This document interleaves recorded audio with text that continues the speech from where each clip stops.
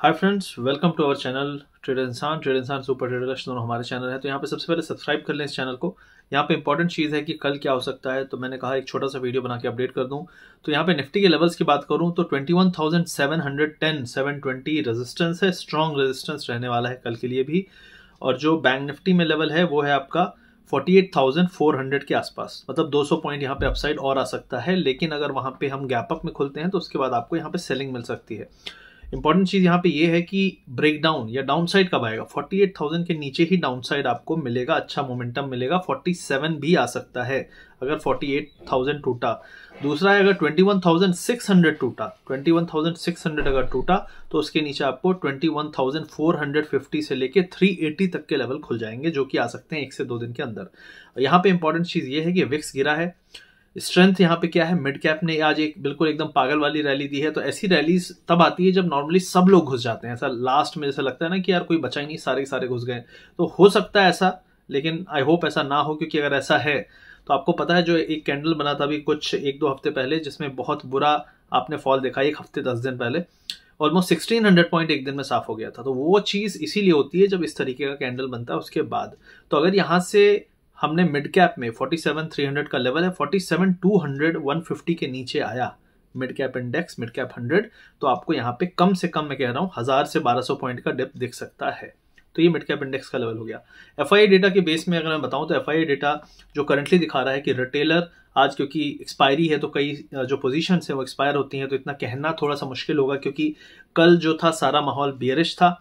और उस बियरिश माहौल में मतलब क्यों मार्केट यहां से उठा, मैंने इसके बारे में बताया भी था कि मार्केट यहां से उठना इसलिए जरूरी था क्योंकि फ्यूचर्स में लॉन्ग पोजीशन थी काफी, और रिटेलर को इन्होंने बियरिश बना दिया था। अब वो रिटेलर जो बियरिश है वो कितनी पोजीशन कैरी करके गया होगा, क्योंकि एक्सपायरी वाली पोजीशन आज जो है वो खत्म भी हो जाती है। लेकिन फ्यूचर्स में एफआईआई ने लॉन्ग पोजीशन नहीं बनाई है सिग्निफिकेंट, स्टॉक्स में इनफैक्ट शॉर्ट किया है, ये इंपॉर्टेंट चीज है। और जो रिटेलर है उसने फ्यूचर में स्टॉक में लॉन्ग किया है। तो इंपॉर्टेंट चीज यहां पे ये है कि future is what is positional.